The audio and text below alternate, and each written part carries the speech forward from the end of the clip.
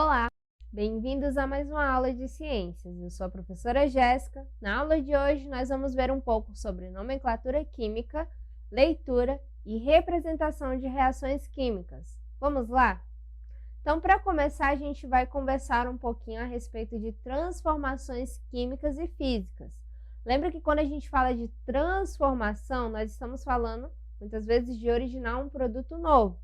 Só que quando a gente fala de transformação física, a alteração muitas vezes só aconteceu de estado físico e você consegue fazer essa alteração várias vezes dependendo da temperatura na qual a matéria está submetida.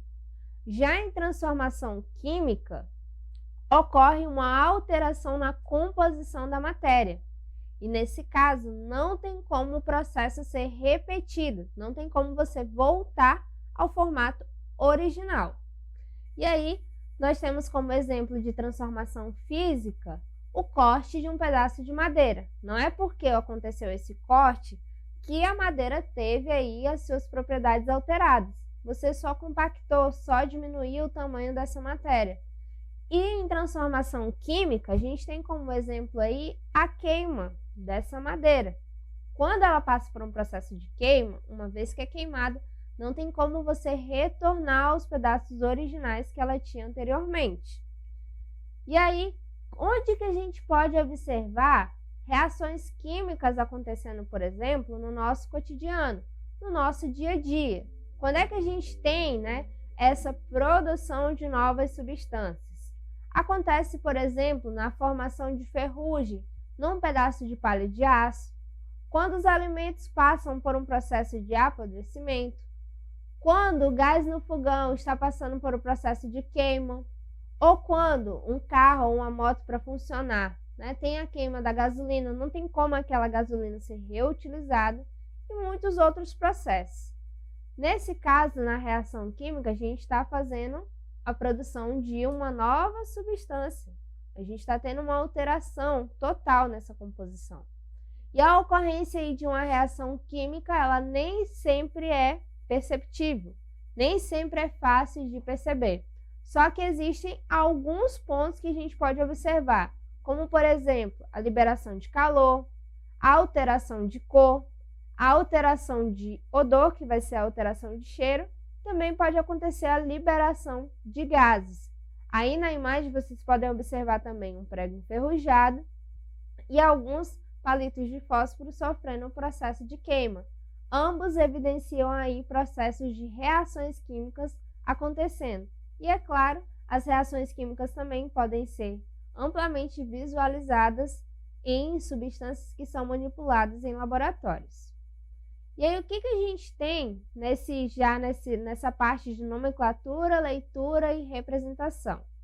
É que quando essa transformação química está acontecendo, significa que a gente precisou de algum material que reagiu e teve como origem algum produto.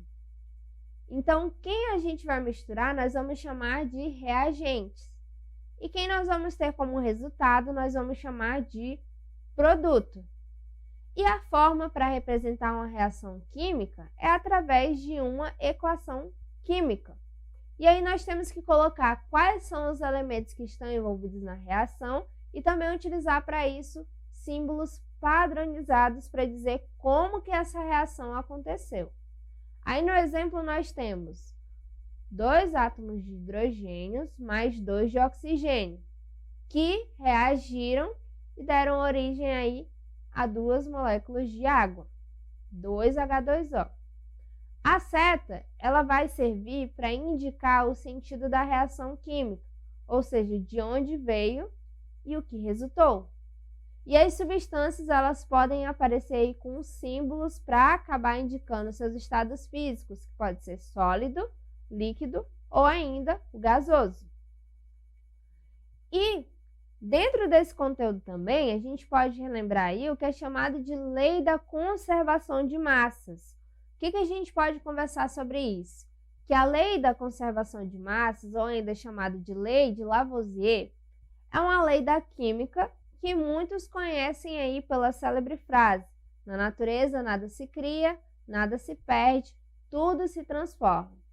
Basicamente, essa lei ela vem para mostrar que no sistema fechado, em que está ocorrendo algum tipo de reação química, todos os átomos que estiveram presentes no início da reação, eles vão estar presentes também no final. Então, eles não desaparecem, eles não vão ser suprimidos.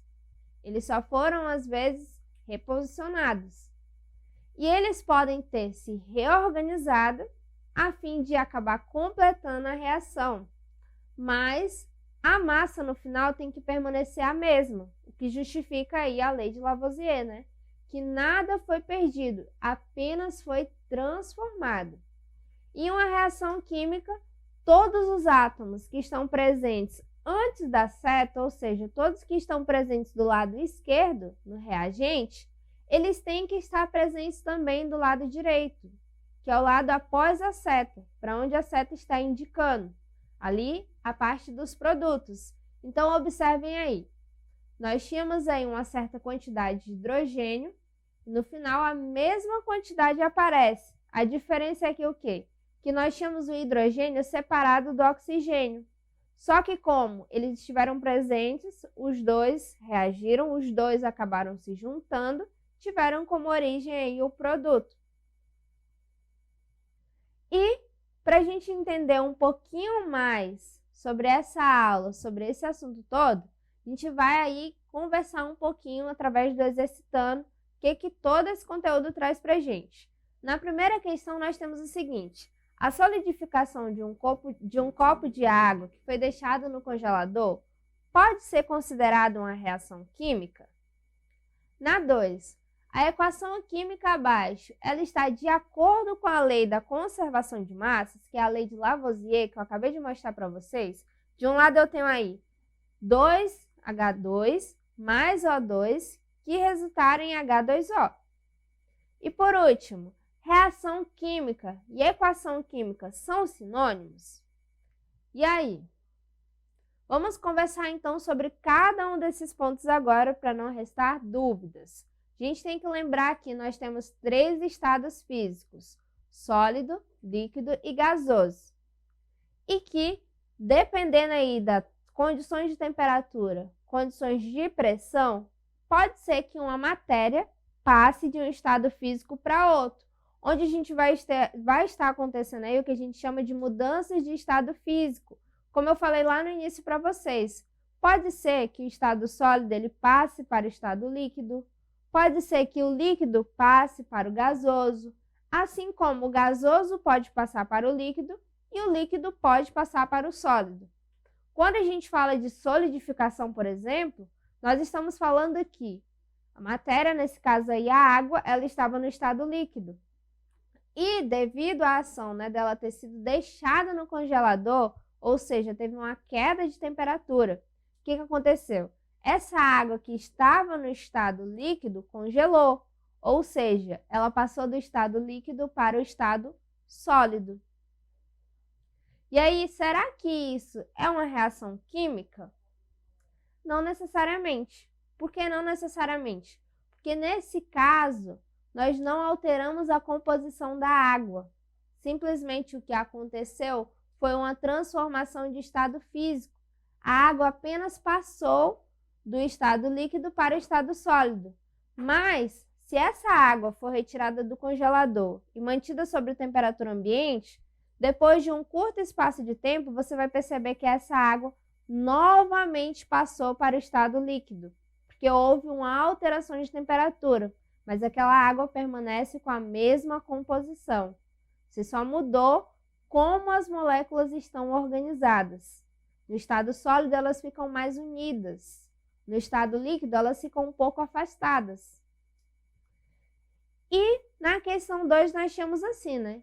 Se a equação química ela estava aí de acordo com a lei de Lavoisier, de acordo com a conservação de massas. Lembra que a lei diz que na natureza nada se perde, nada se cria. Tudo se transforma. Então não tem como o reagente ele ser simplesmente suprimido e gerar aí um produto totalmente diferente do que eu tinha no reagente, do que eu tinha antes da seta. Então, nesse caso aí em especial, não está de acordo com a conservação de massa, porque ela está em desequilíbrio. Percebam que no lado do reagente, que é o lado anterior à seta, nós temos aí 4 átomos de hidrogênio e 2 de oxigênio. Só que quando chega lá na parte do produto, após a seta, o que acontece? Não aparece mais 4 hidrogênios e nem 2 oxigênios, como era visto anteriormente, tá?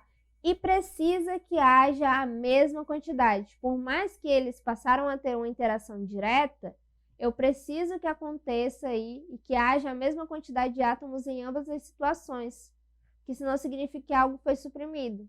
E aí, onde é que está o equilíbrio? Onde é que está acontecendo a conservação de massas? E por último, perguntava aí para vocês, reação química e equação química são sinônimos? Nesse caso, a resposta é sim, porque a equação química é a forma que nós temos de representar como determinada reação química aconteceu. Ou seja, quais foram os reagentes muitas vezes e qual foi o produto originado a partir daqueles reagentes, tá? Então, essa foi a nossa aula de hoje. Vocês podem revê-la mais vezes lá na plataforma Eduque. E até a próxima aula!